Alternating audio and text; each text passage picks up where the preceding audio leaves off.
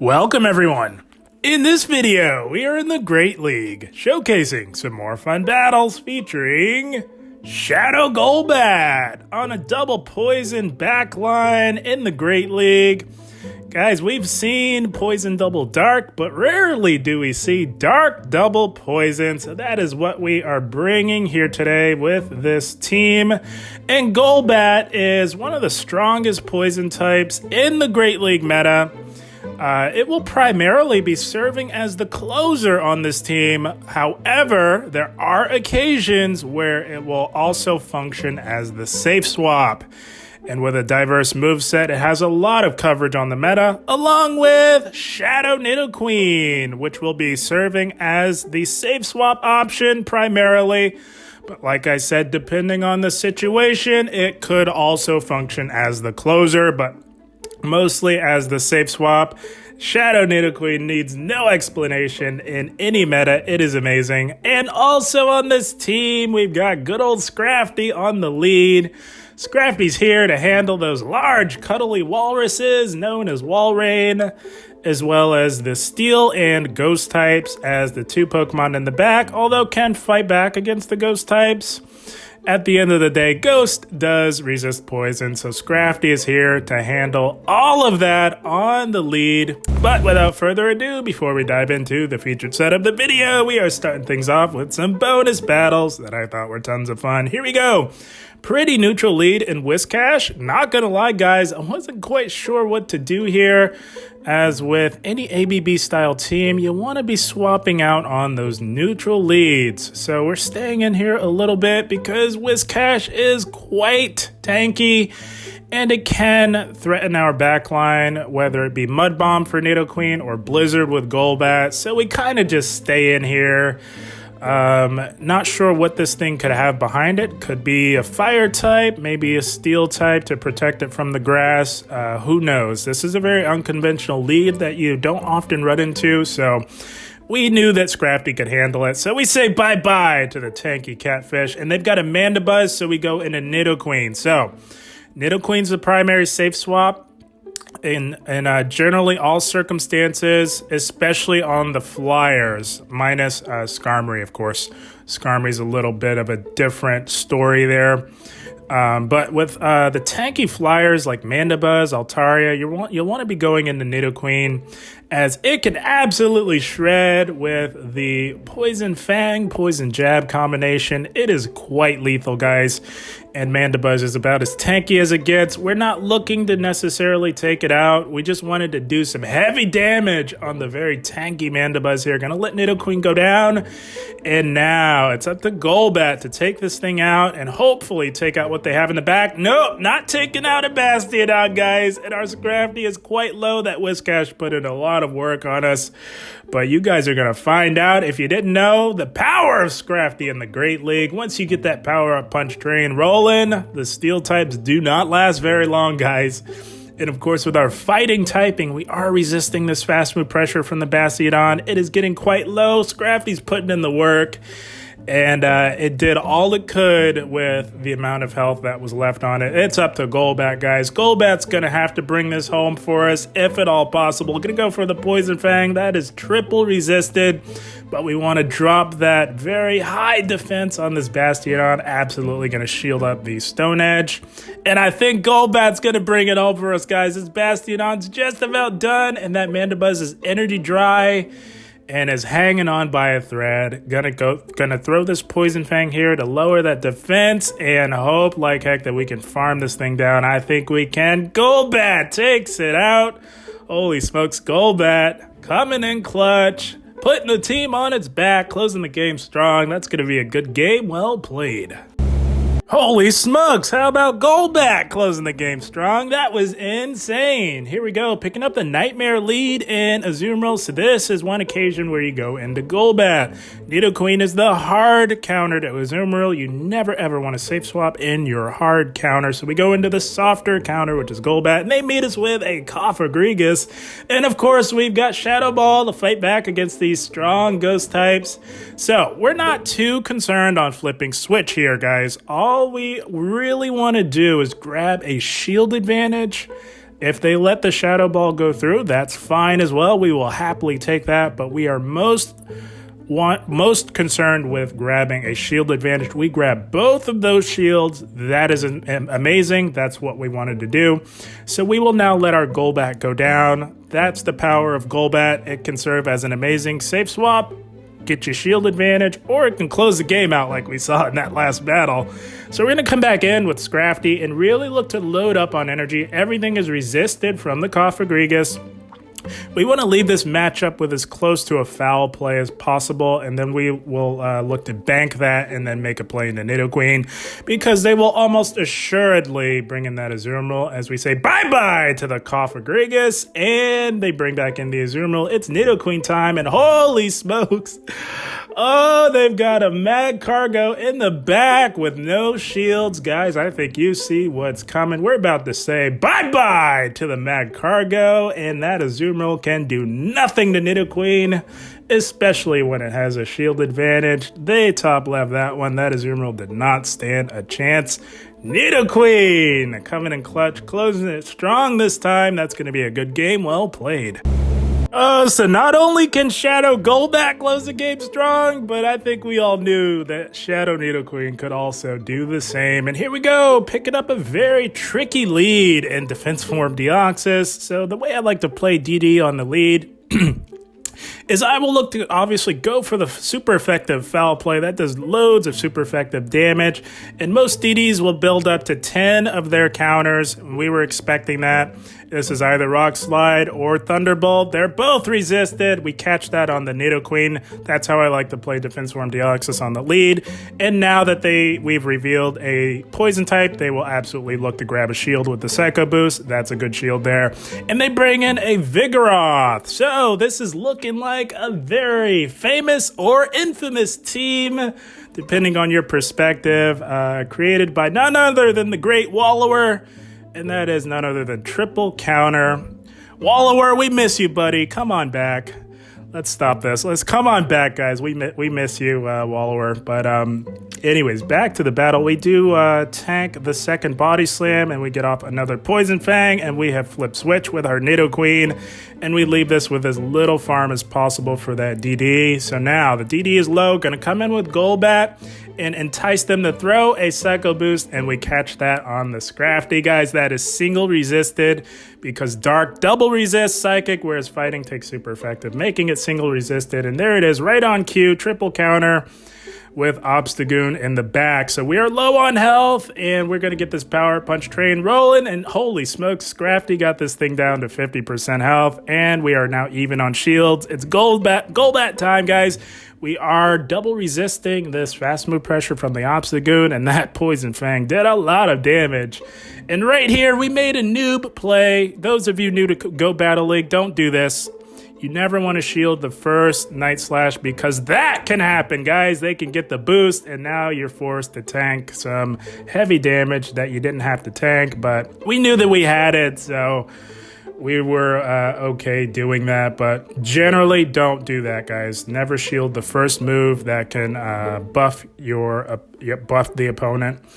So yeah, guys, so far we are looking pretty good with the Dark double poison. Guys, this team is so much fun, and it is so effective. Had a blast with those bonus battles as we move into the featured set of the video, picking up an awful lead Pidgeot. This is a flyer, so we go into our Nidoqueen. The reason why you do that is just because of the heavy fast move pressure, and they come in with an Azumarill. Holy smokes. Oh my goodness, they must be insanely weak to Nidoqueen or Poison type in the back, but we will take this, guys. We didn't want this Azumarill anywhere near our Scrafty. We will absolutely shield up this Ice Beam here and look to go for the full farm after dropping that defense with a Poison Fang. And they do bring back in the Nidoqueen. That is why we went for the full farm, so that we can have loads of energy to threaten the Pidgeot. Sorry, did I say Nidoqueen? You know, I meant Pidgeot. And going to go for Poison Fang number 2, lowering the defense by now 2 stages. And we're going to try and get in as many poison jabs as we can. So now we're in a tricky spot. This Pidgeot is absolutely loaded. Gonna bring in Scrafty to entice them to maybe throw the Feather Dance, but no, they come in with a Shadow Machamp. Oh, it's Golbat time, guys. These wing attacks are really chunking the very squishy Shadow Machamp. Gonna go for a Poison Fang, and they do let it go. And holy smokes, that nearly one-shots. That is insane. Shadow Golbat can really put out the damage. Gonna shield up this Rock Slide. That would absolutely one-shot. We take it out, and gonna look to get to another Poison Fang. Oh, I think they made a misplay, guys. They should have thrown a move, but only a Brave Bird would have KO'd, so they're looking to overload on energy, all the while shielding up our Poison Fang. That's fine. We don't care if they shield it. They Brave Bird, ouch, and now their defense has been severely compromised, allowing us to counter down the Flying type with our Scrafty. Oh, it's a thing of beauty. Scrafty coming in clutch in the end, countering down the Pidgeot. That's going to be a good game. Well played. Oh man, that last battle was super exciting. And here we go, picking up a positive lead in Shadow Alolan Marowak. They give up Switch and bring in a Vigoroth. So we're going to load up a little bit and then look to catch. We thought about catching, but we realized how hard Vigoroth is, so we decided to shield at the last second. We wanted to get Shred with these Poison Jabs and get off a Poison Fang. We will tank the second one. And I believe when we throw this Poison Fang here, we will look to undercharge this. That means no bubble so that the move is not as strong, because we don't want to do that much damage. We want some health to farm on this Vigoroth here, guys, just as they're getting to their third Body Slam. The reason why we did that is because we wanted to put the pressure on this Alolan Marowak, because we can really threaten the one-shot with a massively super effective Earth Power. Ground, of course, is super effective to the fire, and they saw it coming, so they do shield, and they're going to look to farm us down. That is fine. We can now bring in our Scrafty.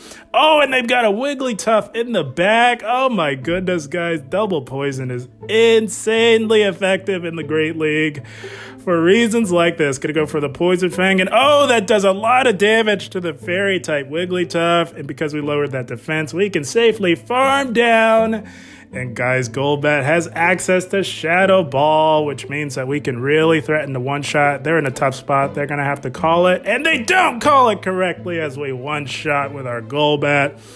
Oh, man, the win condition for them was for us to bait. We were not baiting, guys. It was all but over as Golbat one-shots the AWAC. Good game, well played.